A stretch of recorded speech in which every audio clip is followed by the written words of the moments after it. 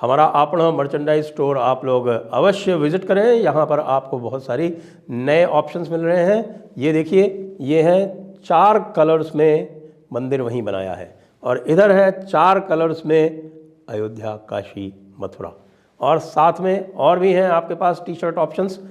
इधर है आपका शिव तांडव और इधर है ओम। ये लीजिए, जिस चीज़ की आशंका थी वो हो गई। अभी आप देख रहे हैं कि राम मंदिर की प्राण प्रतिष्ठा को लेके कुछ लोगों के पेट में बहुत दर्द है, और ऐसे ऐसे लोग जो हैं वो खड़े हो गए हैं जिनकी आप कल्पना नहीं कर सकते। जो पूरी तरह से नास्तिक हैं उनको भी प्राण प्रतिष्ठा में कह रहे हैं कि साहब कि ये मुहूर्त ठीक नहीं है, और जो इस्लामिस्ट हैं, जो कि बाबरी मस्जिद के जो सहयोगी हैं, वो कह रहे हैं कि साहब देखिए शंकराचार्यों को नहीं बुलाया गया।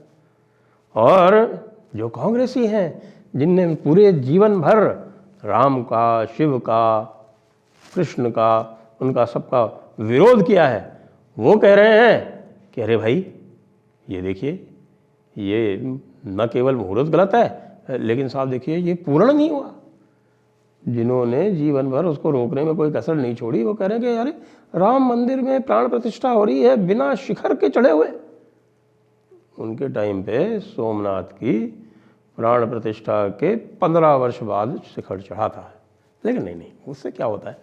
और साहब इन सब लोगों ने मिलके एक राय होकर एक PIL डाल दिए सुप्रीम कोर्ट में। PIL सुप्रीम कोर्ट में है या लखनऊ हाई कोर्ट में है, जो मेरे ख्याल से हाई कोर्ट में डाली है कि साहब इसको रोक दिया जाए। Lucknow bench Allahabad high court में डाली है कि साहब की ये प्राण प्रतिष्ठा को रोक दिया जाए। क्यों रोक दिया जाए? कि साहब 2 शंकराचार्य जो हैं वो इससे सहमत नहीं हैं। अच्छा, अभी इसकी बात करते हैं कि शंकराचार्यों का रोल क्या है इसमें। और साहब मुहूर्त ठीक नहीं है, और साहब देखिए कांग्रेस वाले नाराज़ हैं, और साहब ये पॉलिटिकल है वगैरह वगैरह। तो अब आप जो है समझ लीजिए कि बात जो है वो PIL तक पहुंच गई। अब प्रश्न ये उठता है कि भाई ये बताओ कि जिन शंकराचार्यों की बात आप कर रहे हो और जिनका हवाला दे रहे हो, उन शंकराचार्यों का इस वैष्णव परंपरा से, जो कि विशिष्टाद्वैत दर्शन से संबंधित है, उससे लेना देना क्या है और कितना है। वैसे हमारे सारे संप्रदायों में एक ये समरसता है कि वे अपने किसी भी अनुष्ठान में दूसरे संप्रदायों को भी आमंत्रित करते हैं, क्योंकि हमारे यहाँ का सिद्धांत है एकम सत्य विप्राह बहुधा वदन्ति। तो जो एक तत्व है, जो एक सत्य है, उसको अलग अलग प्रकार से कहा जा सकता है, ये सिद्धांत है। लेकिन कतिपय शंकराचार्य आजकल उसको नहीं मान रहे हैं। उनको हर जगह जो है वो टांग अड़ानी आवश्यक है। राम के विग्रह की प्राण प्रतिष्ठा है भगवान राम की, तो उसमें वहाँ के रामानंदी संप्रदाय के आगमों का उपयोग किया जा रहा है, क्योंकि निश्चित रूप से उसमें अद्वैत वेदांत का तो उपयोग हो नहीं सकता। और मुझे पता भी नहीं कि अद्वैत वेदांत के कोई आगम होते हैं, होते भी होंगे तो प्रयोग नहीं होगा। वैसे तो अद्वैत वेदांत जो है वो निगम के आगे, निगम मतलब वेद उपनिषद, उनके आगे जो है वो आगमों का कोई वैसे तो अपनी जो ठोस परंपरा है उसमें तो उसका उपयोग करता नहीं। अद्वैत वेदांत यद्यपि ऑल इंक्लूसिव है, उसमें सगुण का भी वो मान्यता देता है, लेकिन वो कहता है कि ये मायावाद है। चलिए मायावाद ही सही। तो हमारे जो है वो अद्वितीय शंकराचार्य वो क्या चाहते हैं, देखिए मैं आपको पढ़ के सुनाता हूँ एक चीज़ कि ये मेरे पास ये राम जन्मभूमि तीर्थ क्षेत्र का जो नोटिस है वो है। इसमें उन्होंने कहा समाहित परंपराएं, किन किन परंपराओं को आमंत्रित किया गया है। कह रहे हैं शैव, वैष्णव, शाक्त, गाणपत्य, पात्य, सिख, बौद्ध, जैन। ये तो आप समझ गए सारी की सारी। उसके बाद दशनाम शंकर। दशनाम शंकर मतलब ये जो शंकराचार्य वाली परंपरा है, इसको दशनामी संप्रदाय, दशनामी शंकर इसको ये बोलते हैं। फिर रामानंद, रामानुज, निम्बार्क, कृष्ण भक्ति वाली। माधव ये शुद्ध अद्वैत वाले, ये द्वैत वाले। और विष्णु नामी, राम स्नेही, घिसा पंथ, गरीबदासी, गौड़ीय, कबीर पंथी, वाल्मीकि, शंकर देव असम वाले, माधव देव, इस्कॉन, रामकृष्ण मिशन, चिन्मय मिशन, भारत सेवाश्रम संघ, गायत्री परिवार, अनुकूल चंद्र ठाकुर परंपरा, ओडिशा के महिमा समाज, अकाली, निरंकारी, नामधारी, राधा स्वामी और स्वामी नारायण, वारकरी, वीरशैव इत्यादि कई सम्मानित परंपराएं इसमें भाग लेंगी। और वैष्णव परंपरा में ही स्वयं बहुत सारी हैं, जैसे गौड़ीय भी जो है वो वैष्णव परंपरा में है, और शुद्ध अद्वैत वाली परंपरा है वो भी वैष्णव परंपरा में है। तो इतनी सारी परंपराएं जो हैं वो आमंत्रित हैं। अब आप ये बताइए कि इन सारी परंपराओं के आगमों का पालन हो सकता है क्या? जी नहीं, एक ही परंपरा का होगा। और भगवान राम की परंपरा जो अयोध्या में प्रचलित है वो रामानंदी संप्रदाय की है। रामानंदी संप्रदाय के हिसाब से ही वहाँ के जो आगम हैं, जो प्राण प्रतिष्ठा के जो नियम हैं वो वहाँ पर लगाए जा रहे हैं। तो हमारे शंकराचार्य जी जो हैं, जसनाम शंकर, जो इतने सारे संप्रदाय मैंने आपको गिना दिए, इसके अतिरिक्त और भी हैं।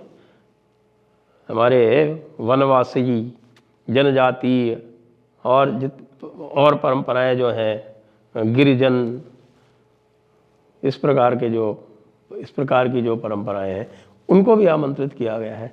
तो इनमें दशनाम शंकर वाले क्या चाहते हैं? वो दशनाम शंकर वाले चाहते हैं कि वो ही वहाँ पर सब कुछ करेंगे क्या? जो ये कहा जा रहा है ना कि शंकराचार्य यहाँ के सर्वोच्च होते हैं, जी नहीं, शंकराचार्य अपने मत में सर्वोच्च होते हैं। आपको इतनी सारी परंपराएं मैंने गिना दी।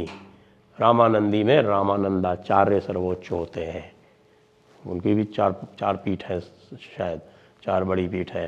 पंचगंगा काशी, तुलसी पीठ है, गलता पीठ है जयपुर वाली। तो ये सब यहाँ सर्वोच्च है। नाथ पंथ इसमें लिखा नहीं है। नाथ पंथ जो है वो अत्यंत महत्वपूर्ण है। नाथ पंथ ने तो पता नहीं कितने कार्यक्रम किए हैं, जो पूरा जो क्षेत्र है उसको एक प्रकार से सिक्योर जो है नाथपंथियों ने ही कर रखा है। तो सर्वोच्च कैसे हो गए? अपने मत में सर्वोच्च है। अपने मत में रामानुजाचार्य गद्दियाँ हैं वो सर्वोच्च है। रामानुज जो परंपरा है उसमें माध्वाचार्य की परंपरा है, उसमें उनके माध्वाचार्य सबसे ऊंचे हैं। तो ये जो पोप बनाने का जो कॉन्सेप्ट जो चलाया है ना, ये जो SPIL में लिखा गया है कि साहब की वही पोप हैं और वही सब कुछ करते हैं। पोप की कोई अवधारणा है नहीं हमारे यहाँ भाई, सर्वोच्च नहीं होते हैं। आप यदि देखें और अधिकाधिक यदि कोई सर्वे करेंगे ना तो आप पाएंगे कि ये जो दशनामी शंकर वाले जो लोग हैं ये बहुत ही कम हैं, इतने नहीं हैं जितने आप लोग समझ रहे हैं। ये अखाड़ा परिषद है, अखाड़ा परिषद में कई सारे संप्रदाय इसमें सम्मिलित हैं। इसमें दशनामी भी हैं और अन्य भी हैं।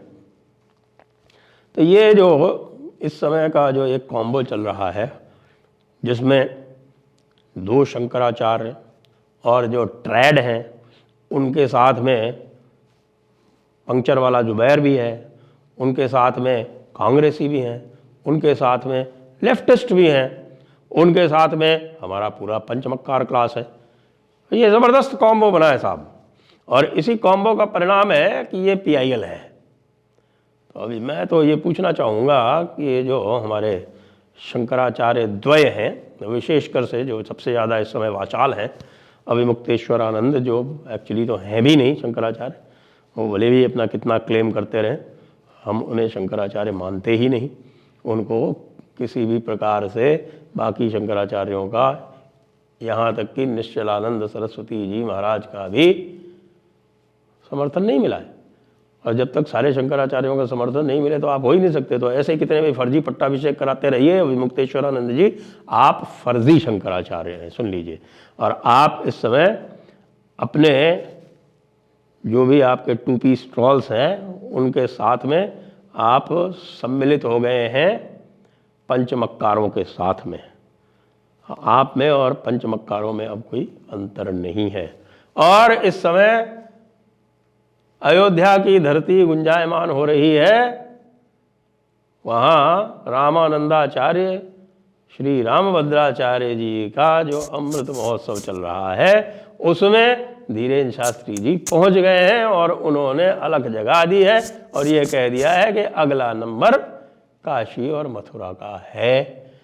तो भाई हमारे पंक्चर पुत्र, हमारे ट्रेड, हमारे और जो भी तरह तरह के जितने भी अलग अलग के, चाहे वो अपने आप को सिद्ध करने के लिए वो राम विरोधी भी बन सकते हैं, वो शिव विरोधी भी बन सकते हैं, वो कृष्ण विरोधी भी बन सकते हैं, लेकिन तुम्हारे सबके लिए बुरा समाचार है। और वो समाचार ये है कि भारत की जनता जाग चुकी है और अब तुम्हें कहीं कोई स्थान मिलने वाला नहीं है। जय हिंद, जय भारत, वंदे मातरम, जय श्री राम।